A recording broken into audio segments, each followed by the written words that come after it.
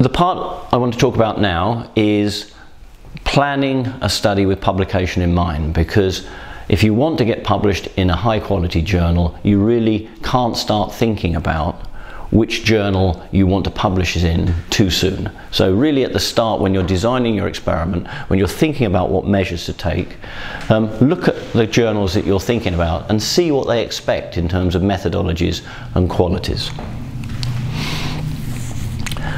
Choosing the right journal. Target audience. Who would be interested in reading this paper? Think about who you're writing the paper for. Seek input from colleagues in terms of the input and significance of the findings that you've achieved. And, as I say, have an idea of the journal you want to go for when planning the study. Know what journals publish, what kind of papers they like. Are mechanistic, descriptive?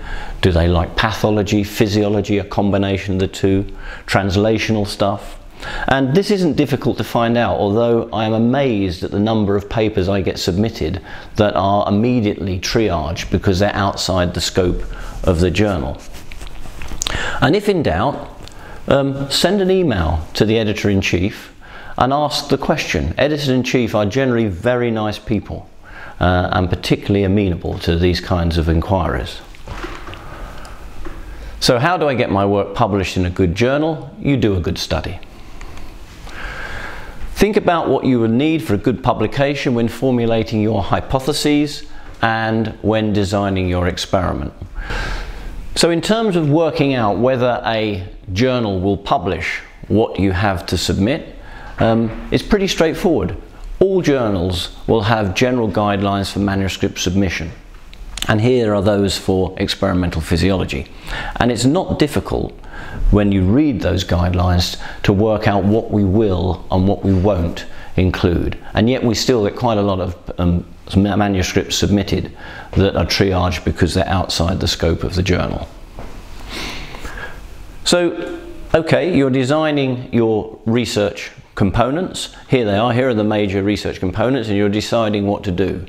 And you know that a good question should be founded in existing knowledge and be able to be framed in a hypothesis. And it's at this point you should be thinking about, where do I want to publish these data? Particularly what methods, what level of investigation do I require in order to get into a good journal? Am I measuring things that will give me a mechanistic insight into any things that I happen to find?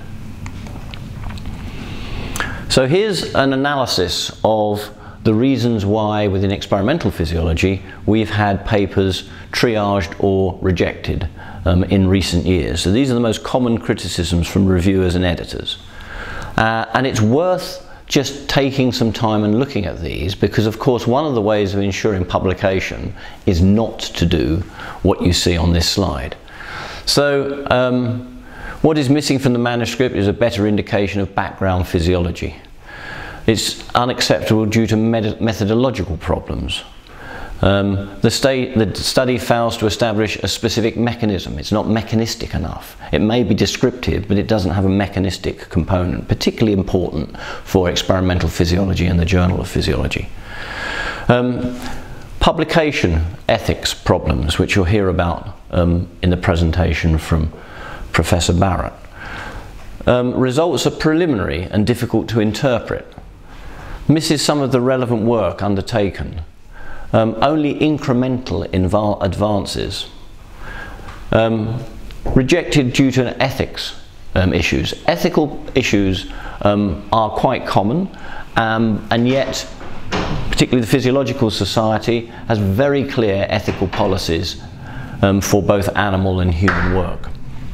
And there we are, look, the manuscript does not fall within the scope of the journal. That really is something that it's easy to avoid simply by visiting the journal website.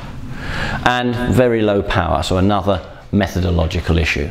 So ethics and methods and mechanisms, the three major reasons why papers get triaged or rejected.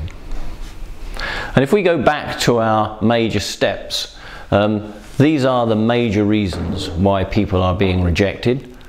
We've been through these. If we now list those alphabetically and we go back to our major research components, you can see that at the planning stage of an experiment, you can already negate and consider many of those criticisms and reasons for rejection.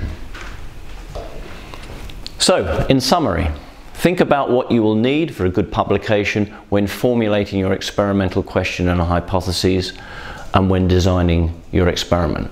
Doing that and making sure that you avoid the reasons for rejection will give you a better chance of getting published in a good journal, and that good journal will be defined as one which gives you a high level of support, author services, and high quality peer review that you can then use to improve the quality of your publication.